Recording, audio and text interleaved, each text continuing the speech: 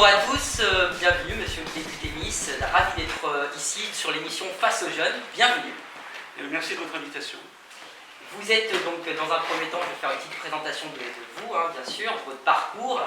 Vous avez commencé votre carrière notamment au Parti Socialiste en tant qu'attaché parlementaire de M.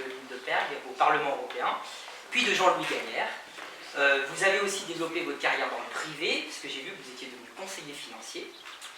Vous avez rejoint par la suite Emmanuel Macron en 2016, lors de son meeting à la Mutualité. Et vous êtes devenu député en 2017 de La République En Marche, bien entendu. Vous vous investissez dans de nombreuses commissions, notamment la commission des lois constitutionnelles, mais vous êtes aussi vice-présidente, semble-t-il, du groupe d'études sur la cybersécurité. Et également membre de l'Assemblée parlementaire franco-allemande. Vous semblez suivre étrangement à un niveau local la carrière d'Emmanuel Macron, puisque lui aussi vient du Parti Socialiste en quelque sorte, puisque lui aussi il est passé par la finance, puis La République En Marche. Est-ce que vous aussi vous voulez 50+? Alors moi je veux d'abord que le président 50+, parce que c'est l'échéance qui nous rassemble aujourd'hui, c'est d'abord l'élection présidentielle. Donc évidemment je suis engagé dans cette démarche pour que le président puisse avoir un mandat que lui confieront ou pas d'ailleurs, mais évidemment, pour ce qui me concerne, je souhaite qu'on lui confie un nouveau mandat de 5 ans pour accomplir l'ensemble du programme qu'il avait développé, que pour des raisons aussi à la fois liées à la Covid, les événements qu'on connaît aujourd'hui, je pense qu'on a encore des choses à démontrer, des choses à faire. Et donc, oui, je veux 50+ ensuite, éventuellement, parce que je pense que le président aura besoin d'une majorité pour mettre en œuvre les engagements de campagne qu'il prend aujourd'hui devant les Français. Très bien, on va commencer du coup cette interview avec des questions concernant la jeunesse. Et je vous propose de suivre le parcours de vie d'un jeune. Alors le parcours de vie d'un jeune, ça commence notamment par le baccalauréat. Et aujourd'hui, j'ai vu que Emmanuel Macron proposait pour le baccalauréat, et notamment pour une des grandes épreuves du baccalauréat aussi, les mathématiques, certains ont choisi cette spécialité, de réintroduire les mathématiques dans le tronc commun. Aujourd'hui, il y a beaucoup d'élèves qui ont des grandes difficultés en mathématiques. Et le fait que cette matière soit supprimée du tronc commun, ça avait permis à certains de se concentrer vers d'autres matières. Est-ce que c'est pas aujourd'hui remettre en fait des mathématiques pour ceux qui n'en veulent pas? Alors, je pense que dans la vie, il y a plein de choses qu'on n'aime pas faire, mais pour autant, on se rend compte à des étapes différentes de la vie, justement, que les choses qu'on n'a pas voulu faire parce qu'on n'avait pas forcément, effectivement, où on ne pensait pas avoir d'aptitude, ou parce qu'on avait été mal accompagné dans ces matières, qu'on a fait des choix, moi c'est mon cas, et je me rends compte après quelques années que les matières que j'avais un peu, on va dire, évitées pendant une partie de ma scolarité, d'une manière ou d'une autre, elles vous rattrapent dans la vie professionnelle. Donc les mathématiques, je pense qu'on avait eu d'ailleurs dans le cadre de la réforme du lycée, on avait souhaité faire une orientation plus précoce et pouvoir optionner plus facilement matière littéraire ou matière scientifique. Et je pense que vous avez cité un peu les sujets dans lesquels je me suis investi comme député, les sujets de cybersécurité, de numérique ou autre, d'une manière ou d'une autre, même si on n'est pas amené ensuite à faire son métier des mathématiques, il faut quand même qu'on ait une agilité suffisamment grande. Le pays a besoin de faire une transformation à la fois technologique, numérique, scientifique. On peut faire de la réindustrialisation, on peut faire un certain nombre de choses. Vous ne pensez pas que ça va réabaisser un petit peu justement le niveau de ceux qui voulaient absolument faire des maths, parce qu'aujourd'hui le niveau en mathématiques, quand on prend l'option, les spécialités est quand même assez élevé, est-ce que ça ne va pas contribuer justement à ralentir ceux qui pourraient être l'élite mathématique de demain? Non, je ne pense pas, parce que je pense que ce choix il se fera naturellement ensuite, soit au début au lycée, les gens font bien une orientation comme ils le souhaitent. Donc il y aura une note au baccalauréat, il y aura une note de maths. Je pense que l'idée c'est de retourner vers un enseignement de mathématiques pour que le niveau général, le niveau global de compréhension des enjeux soit un peu plus élevé qu'aujourd'hui. On a un pays qui a pris du retard sur les mathématiques. Les pays qui demain seront en avance, seront en capacité justement de pouvoir peser sur la scène internationale, le feront. Bon, il y a le classement de Shanghai, mais il y en a d'autres. Il y a d'autres systèmes d'évaluation qui nous montrent qu'on est un peu en retard. Donc il y a, je pense, une nécessité de rattrapage. Ce qu'il faut qu'on fasse par contre, c'est qu'il faut arrêter que les matières qu'on nous enseigne soient vécues comme des punitions. Donc il faut un meilleur accompagnement, il faut un enseignement certainement beaucoup plus pragmatique, beaucoup plus, j'allais dire, ludique aussi. C'est-à-dire qu'on vous explique pourquoi on fait des maths, à quoi ça sert.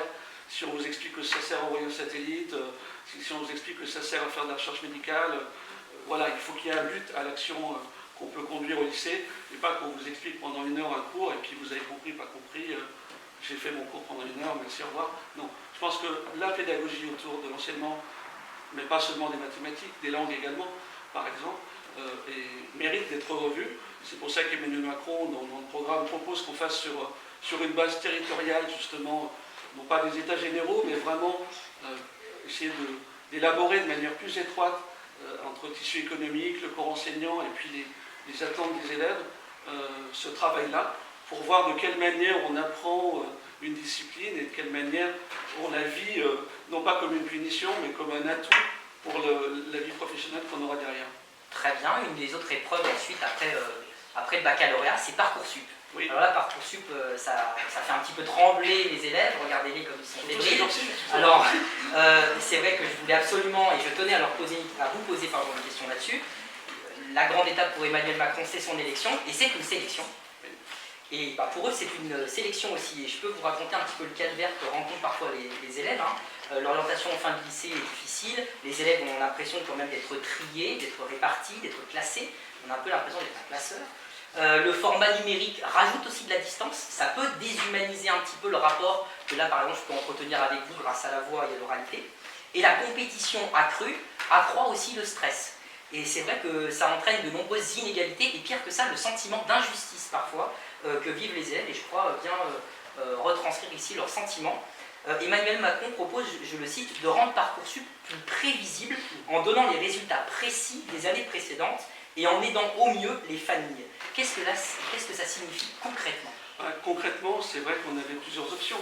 Avant Parcoursup, on avait un système qui était totalement injuste, pas forcément inégalitaire pour le coup, mais totalement injuste, avec des systèmes aussi de tirage au sort, dans lequel, en fonction de la chance ou de la malchance qu'on a, on se retrouve orienté sur un parcours qui nous engage, dans lequel, malheureusement, on n'a eu aucun regard.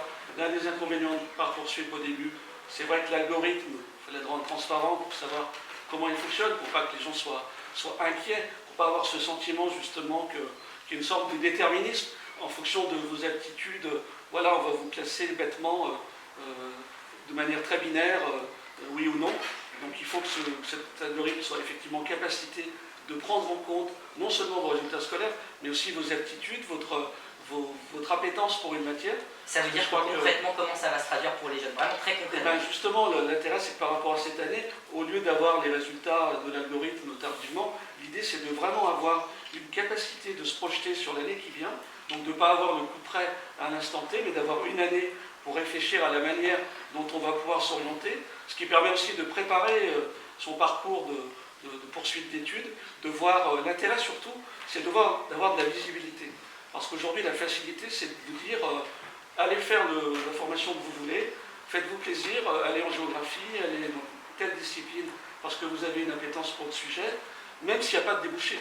Et là, à mon avis, la responsabilité qu'on a en tant qu'élu, quand on engage la nation, et notamment la jeunesse, qui est quand même la catégorie d'âge qui va forger l'avenir, nous, on essaie d'avoir un impact sur le présent, d'orienter, mais c'est vous qui allez faire l'avenir du pays.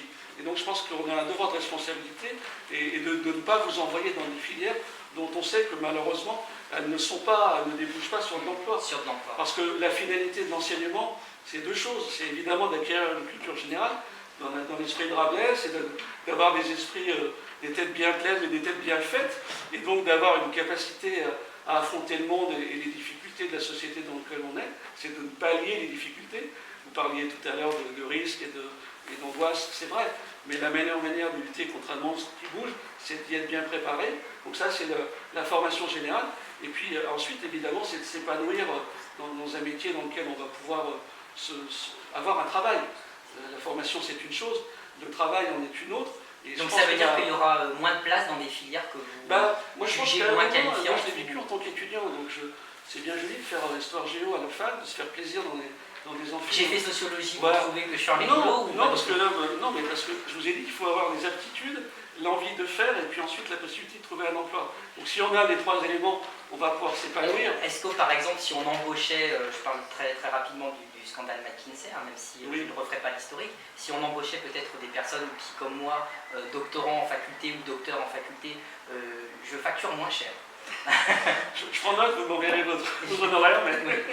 Ah, je vous promets qu'on facture un petit peu moins cher, et peut-être que ça pourrait aussi donner des places à des jeunes, peut-être. Oui, j'ai fait un rapport au Premier ministre sur les enjeux de sécurité. Enjeux de sécurité, donc police, gendarmerie. Et en fait, il m'a demandé de réfléchir, parce qu'on peut voir ça sous l'angle purement technologique, quelles sont les meilleures technologies, etc. J'ai dit non, il faut un volet justement qu'on mette en place dans cette réflexion les sciences humaines. Parce que pourquoi est-ce qu'on prend tel ou tel dispositif? C'est les sciences humaines qui vont nous éclairer. Et donc on doit effectivement, même un ministère comme le ministère de l'Intérieur, avoir une vision des sujets qui englobent les sciences humaines. Et donc moi je plaide au contraire pour qu'on utilise les sciences humaines beaucoup plus qu'aujourd'hui. Peut-être moins dans les filières disciplinaires. Est-ce que c'est pas la structure même de la fac? Parce que c'est vrai qu'on l'attend un peu, cette réforme de faculté, peut-être avec ce corpus disciplinaire toujours permanent. Je sais que passé un moment, il y avait cette volonté de créer, à Lyon notamment, des facs transdisciplinaires. Est-ce que, je ne l'ai pas retrouvé dans le programme d'Emmanuel Macron, est-ce que c'est à l'ordre du jour? Est-ce que c'est un tabou un peu? Parce que franchement, c'est un tabou entre nous. Si vous le relisez un petit peu, vous verrez que c'est écrit justement dans ce pacte transgénérationnel qu'on veut mettre en place. L'idée, c'est vraiment que ça se construise au plus près des territoires. Parce qu'il faut aussi tenir compte des réalités d'emploi, des bassins d'emploi et des bassins de vie. Parce qu'on n'a pas tous envie, parce qu'on veut faire un tel ou tel métier, d'aller à l'autre bout de la France. On veut pouvoir trouver un métier dans lequel on s'épanouisse et qui nous permette aussi éventuellement de pouvoir travailler en proximité par rapport à son lieu de vie, là où on est né et là où on souhaite prospérer. Donc ça, ce travail-là, il doit se faire au plus près des territoires. Et c'est vrai que l'université, aujourd'hui, ça évolue quand même. Hein. On a une gouvernance de l'université qui englobe un peu plus la société civile. Il y a des collèges qui permettent d'avoir justement des instances de gouvernance plus larges. Moi, je plaide vraiment pour que ces instances de gouvernance, elles s'ouvrent aussi aux instances lycéennes. Pourquoi on attend que les lycéens deviennent étudiants pour qu'ils aient le droit de participer à la vie étudiante à l'université?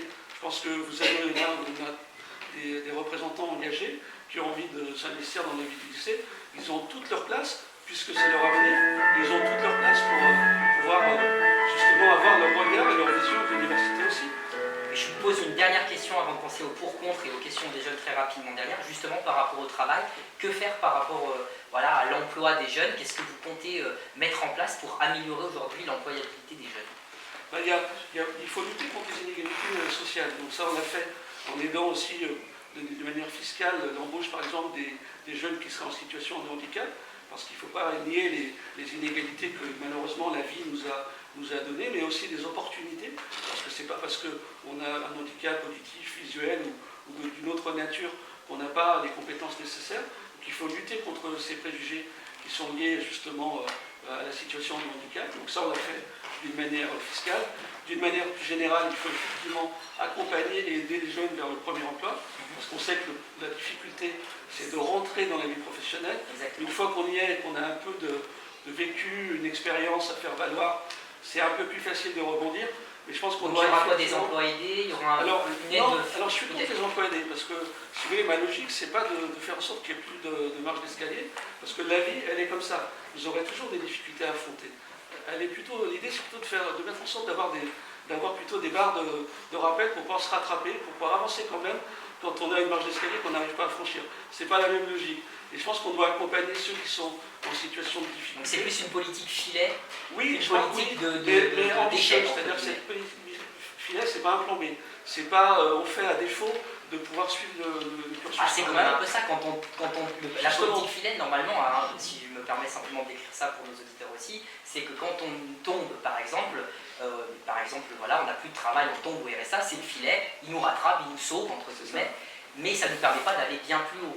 Est-ce que justement, au contraire, permettre aux jeunes de s'insérer par des emplois aidés, par pourquoi pas, certains jeunes de la présidentielle proposaient aussi une aide au premier emploi, défiscalisation parfois de l'embauche d'un jeune de moins de 25 ans qui sort d'études, est-ce que ça ne serait pas des idées qui pourraient Ça, c'est des idées politiques fiscales qu'on a déjà bien eux. Donc il y a effectivement des éléments de fiscalité qui permettent de répondre à ce que vous venez de dire, mais au-delà de ça, je pense qu'il y a un aspect culturel.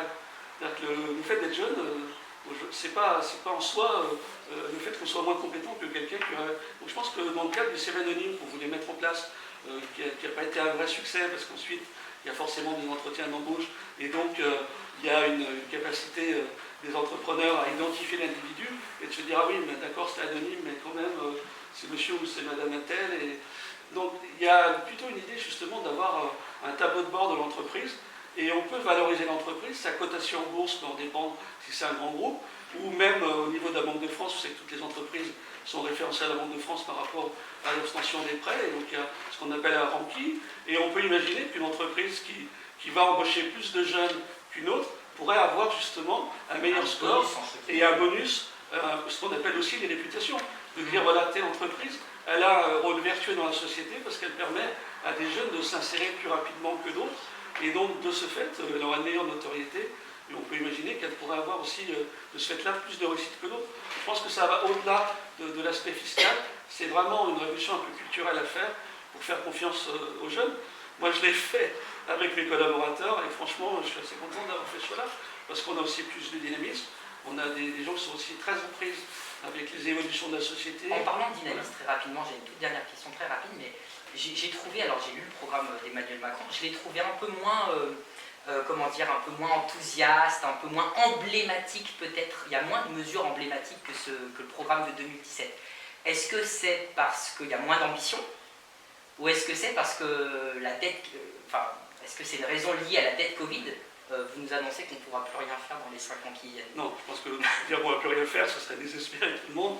C'est pas vrai. Mais je pense que oui, on doit avoir aussi un devoir de vérité. Quand on fait de la politique, on ne peut pas annoncer des mesures dont on sait que demain, elles ne seront pas financées. Donc il faut avoir un esprit de responsabilité plus grand, c'est vrai. Je pense qu'il n'y a pas trop de mesures emblématiques parce qu'il n'y a pas de possibilité. Non, c'est aussi parce que je ne crois pas, moi, aux trucs comme ça. On édicte une mesure et puis ça va résoudre l'ensemble des problèmes. Je pense que l'idée d'avoir justement ce qu'on fait dans les packs de génération, par exemple, avoir un regard beaucoup plus large et de voir évoluer la société par petites touches, et plus si on fait une comparaison avec la peinture. La force tranquille alors. C'est plus ça, c'est plus du pointillisme en disant voilà, on a un nez sur le guidon, on va mettre une tache de bleu, une tache de rouge, mais prenons un peu de recul et regardons justement globalement l'ensemble de ces mesures, de quelle manière elles transformeront la société. Et je pense que les gens sont raisonnables, mais ont à la fois envie d'audace, et je pense que le programme de ce point de vue-là a suffisamment d'audace, mais voilà, il ne faut pas prendre les gens pour des imbéciles, qu'ils soient jeunes ou pas, leur promettre comme ça, on va régler d'un coup de baguette magique des problèmes aussi importants que le pays a aujourd'hui, suite à la crise Covid, suite au problème de l'Ukraine et aux difficultés qu'on peut rencontrer au niveau international, ce serait leur manquer de respect. C'est aussi une forme de respect de leur dire on peut faire un certain nombre de choses, il y a plein de mesures, mais la mesure qui va transformer notre vie par un coup de baguette, voilà, moi je ne le ferai pas, vous aurez le choix, vous regarderez, regardez ce qu'on a promis, regardez ce qu'on a réalisé, et ceux qui vous promettent la lune, voilà, regardez de plus près, voilà. La ligne est peut-être un peu lointaine. Je vais laisser la parole aux jeunes parce qu'ils ont envie de poser quelques questions. Est-ce que quelqu'un veut prendre la parole en premier? On t'écoute, alors tu te lèves et puis tu viens voilà, vers les micros et puis tu peux poser la question. Moi j'avais une question sur les retraites. Emmanuel Macron, pour son prochain mandat, mettait en avant le fait qu'il fallait reculer petit à petit l'âge de la retraite, passant de 62 à 65 ans. Alors, première question, est-ce qu'on ne serait pas sur une mesure de court terme qui certes allégerait les pressions sur la banque des retraites, mais qui dans quelques années on se retrouverait dans le même état qu'aujourd'hui?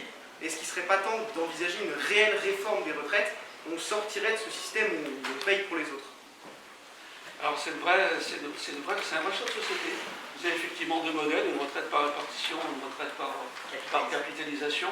Je pense qu'on s'orientera à terme, et c'est déjà le cas, hein. Les lois qu'on a pu avoir, Madelin, Strauss-Kahn, ont fait qu'on peut effectivement opter, mais ça dépend si on est dans le privé ou si on est dans le public. Parce que dans le privé, c'est possible, parce que vous pouvez effectivement décider d'épargner sur des fonds de retraite, avec le fait qu'on mise aussi d'une certaine manière sur la bourse. Est-ce que la bourse et est-ce que le plan de retraite que vous aurez constitué sera au même niveau que vos espérances au moment où vous allez réellement prendre votre retraite? Mais après tout, pourquoi pas, pour une partie de sa retraite, je pense qu'on doit effectivement être en capacité d'être libre et de se dire je fais ce choix-là pour moi, et donc donner plus d'autonomie à des gens qui ont un niveau de revenus suffisant pour leur permettre de le faire, pourquoi pas. Les fonctionnaires peuvent le faire avec l'après-fonds retraite, donc ça existe déjà. On peut aussi décider d'épargner, d'être un peu plus fourmi que cigale, et de se dire je me constitue un capital pour la retraite. Donc je pense que d'une manière générale c'est vrai. Par contre, un système d'un point de vue global, si on veut rester un pays, et c'est mon souhait, un pays de solidarité avec une répartition qui puisse permettre à tout le monde de pouvoir avoir quand même un niveau minimum de revenus, de soins lorsqu'on est à la retraite, on a besoin d'avoir un système qui fonctionne quand même sur un mode de retraite justement par répartition. Mais ça veut dire que la retraite sera bien, pour préciser, Et donc, sera bien à 65 ans. Et donc on est, de mon point de vue, obligé de la retarder un peu. Pourquoi? Parce que l'espérance de vie a augmenté globalement. Donc c'est pas scandaleux de caler un petit peu plus le. Est-ce que l'espérance de vie n'a pas augmenté parce que justement on a abaissé l'âge de départ là? Alors le problème c'est qu'on a un deuxième sujet, c'est qu'on a aussi le fait qu'on arrive plus tard qu'avant à l'âge de la retraite. Donc effectivement on comprend bien, et c'est pour ça que dans le programme d'Emmanuel Macron on n'est pas linéaire sur ce sujet-là. Il y a la retraite au sens général, et puis les personnes qui, et vous avez raison, pour l'espérance de vie, parce qu'elles peuvent avoir des métiers beaucoup plus pénibles. Oui, je vois les ouvriers et Par la exemple, différence entre les ouvriers et les cadres. Les ouvriers et les cadres, les espérances de vie, quinzaine d'années d'écart. Voilà, les ouvriers qui travaillent dans des conditions pénibles, avec une vraie pénibilité au travail, c'est normal qu'on conserve cette solidarité, d'où l'intérêt de conserver... Donc ils vont partir à 60 ? Alors d'où l'intérêt de conserver un système de retraite par répartition et pas seulement par capitalisation. Donc l'idée ce sera de maintenir effectivement pour les personnes en situation de handicap, même avant, 55 ans pour les personnes en situation de handicap, et évidemment permettre de pouvoir conserver l'âge de départ à 60 ans pour les personnes qui auront une carrière longue.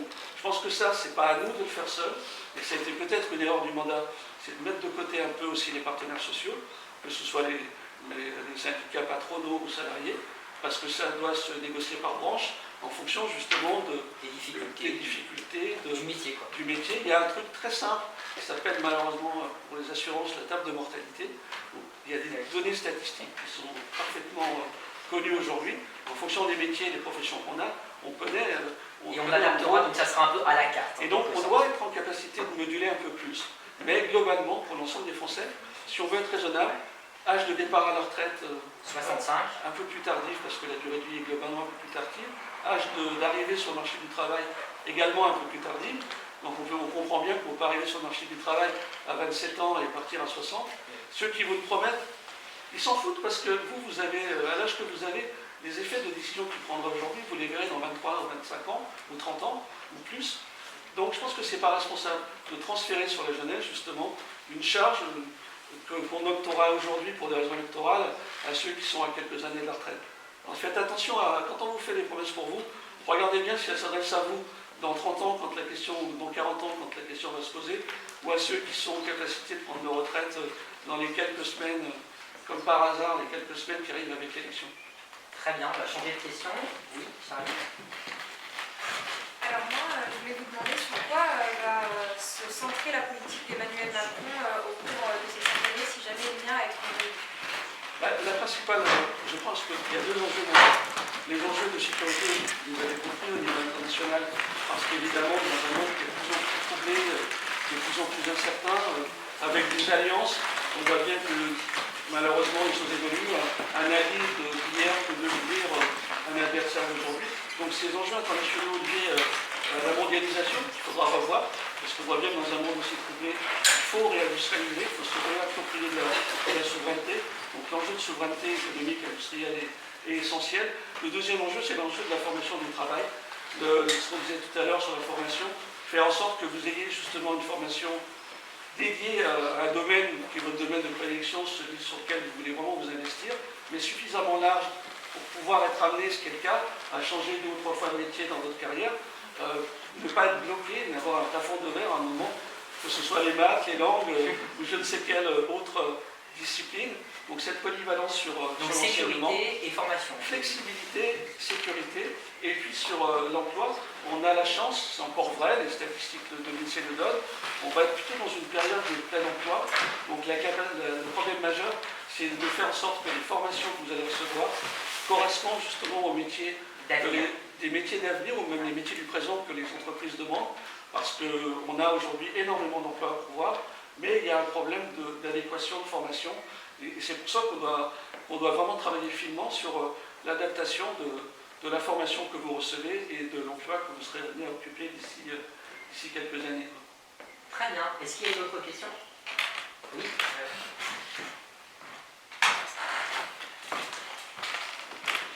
Bien.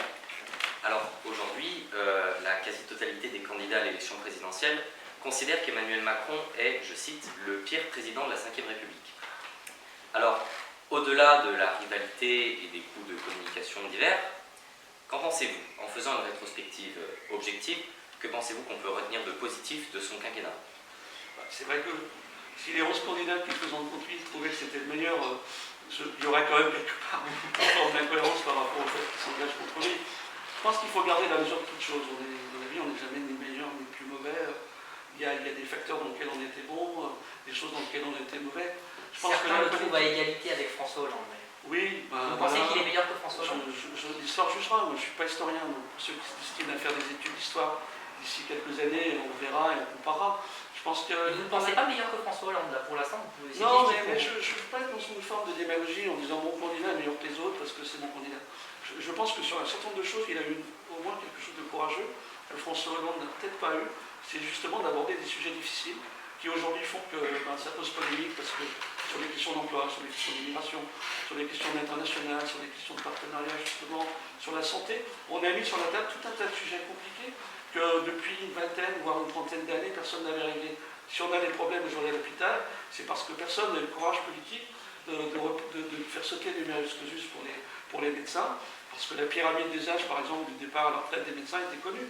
Le député Borovitch, par exemple, proposait, et La République En Marche, les hôpitaux du Forêt, par exemple, Oui. on ne va pas revenir dessus, c'était des fermetures au départ, ce que Alors, vous proposiez. Alors ça, je sais. Non, c'est pas des fermetures, c'est des réorientations aussi. Parce que Moi j'appelle ça fermeture, c'est-à-dire quand des syndicats se mettent en action pour réorienter la lutte vers l'anti-fermeture, c'est-à-dire que le pouvoir en place avait quand même prévu des fermetures d'hôpitaux de Non, proximité. des fermetures dont d'hôpitaux, pas des fermetures d'hôpitaux. Mais ça, c'est aussi pour faire. Non, pas des fermetures d'hôpitaux, il y a des regroupements. Il y avait des regroupements, donc Non, il y allait avoir c'est sur les hôpitaux de Bourg et Feur. Oui, Mais mais vous avez semblerait-il qu'ils devaient je entre vous pose une Montbrison question, Feur parce et que vous Bourg, posez une question. Je vous en posais une. Vous préférez être soigné si vous le plus près possible. le plus près possible ou dans les meilleures conditions possibles? Je pense qu'on peut faire le plus près possible dans les meilleures Eh conditions. bien, moi, je vous dis que c'est pas possible parce que les plateaux Moi, je suis prêt au quoi qu'il en coûte pour le. Je pense que Oui, cette expression-là, mais- le quoi qu'il en coûte pour les hôpitaux, je pense qu'aujourd'hui, personne ici pourrait dire que pour la santé, il ne mettrait pas un petit peu d'argent pour se sauver la vie, pour pouvoir investir.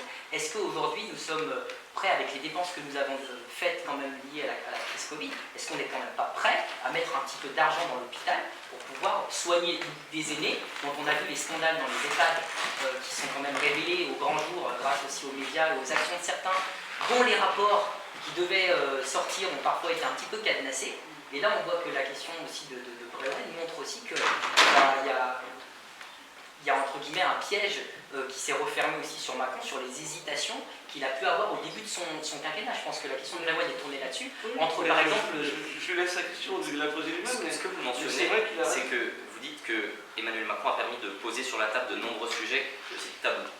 Mais poser sur la table ne signifie pas forcément régler. Par exemple, pour la santé, on a fait le Ségur de la santé, justement, c'est quand même 32 milliards d'euros qui ont été investis dans cette mandature. Alors, je suis d'accord avec vous, on n'a pas réglé tous les problèmes, on a certainement commis des erreurs d'appréciation au début de mandat, certainement, mais je pense que ces sujets étaient tellement importants. Parce qu'ouvrir un hôpital, ça veut dire aussi avoir les médecins, avoir les infirmiers, avoir les plateaux techniques pour pouvoir le faire.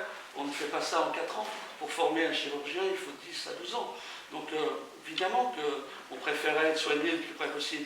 La réalité, c'est qu'aujourd'hui, quand on est soigné d'une pathologie grave, moi je préfère être soigné à Saint-Étienne qu'à Lyon, par exemple. Donc évidemment, il faut d'abord réussir ce combat-là, et c'est ce qu'on essaie de faire, pérenniser déjà les hôpitaux de proximité, ensuite faire en sorte qu'il y ait un deuxième sujet au-delà du soin hospitalier, ce qu'on appelle les soins de suite, pour que les gens C'est un suivi médical Voilà. adapté donc à chacun. ce soin médical de proximité, c'est extrêmement important.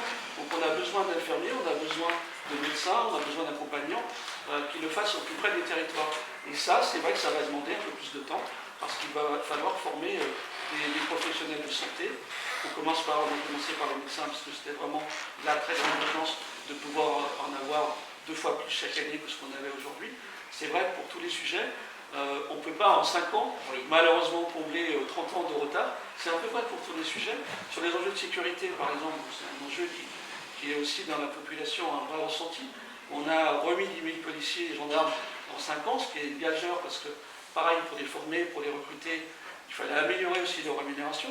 Pour avoir des infirmières Mieux payés, mieux payés. mieux formés. Il faut aussi, compte tenu des difficultés du métier, mieux les payer. Aujourd'hui, elles gagnent 3 fois moins qu'une infirmière qui travaille en Suisse. Bon, tout le monde ne veut pas aller travailler à Genève. On veut heureusement travailler chez soi, mais il faut tenir compte aussi de cet enjeu-là. Et vous avez raison. Et ça fait partie d'un débat présidentiel. Est-ce que vous êtes prêt à payer plus, à la fois au niveau global par l'État, par votre impôt, ou même à titre personnel? Est-ce que la gratuité totale est un sujet, ou est-ce que c'est un tabou? Est-ce que vous êtes prêt à payer quelques euros de plus, comme on avait fait d'ailleurs sur la consultation médicale, en disant vous payez 1 euro pour montrer aussi qu'il y a contribué un petit peu, que c'est un coût. On a la chance d'être dans un pays où la médecine est quand même globalement gratuite. Donc c'est un modèle qu'on souhaite conserver. Et je crois qu'effectivement, ce débat est un très beau débat de société. On a commencé le travail avec le Ségur. On a commencé aussi à Saint-Étienne en annulant une grande partie de la dette de l'hôpital, pour que l'hôpital puisse réinvestir à la fois dans l'équipement, dans les travaux. On va ouvrir bientôt un hôpital d'été à la psychiatrie à Saint-Étienne. C'était vraiment une discipline médicale qui était très mal traitée, totalement oubliée, donc on en a besoin. Mais tout ça demande un peu de temps. C'est pour ça que je plaide à la fois de mea culpa sur un certain nombre d'erreurs d'appréciation qu'on a pu faire, et puis aussi, non pas de l'indulgence, parce que c'est pas le sujet, mais je pense qu'il faut qu'on ait conscience que sur un certain nombre de thèmes qu'on a pu mettre sur la table, il faut un peu plus de temps. Et on ne règle pas des problèmes aussi structurels et aussi lourds en ayant simplement quelques slogans. Et le salaire est extrêmement important, mais le salaire n'est pas le seul élément. On parlait tout à l'heure, je vous parlais de cohérence dans le programme. Pour faire un bon infirmier ou un bon médecin, il faut faire des mathématiques. Donc vous voyez que c'est un peu plus compliqué quand on regarde les choses dans le détail que simplement des slogans de campagne.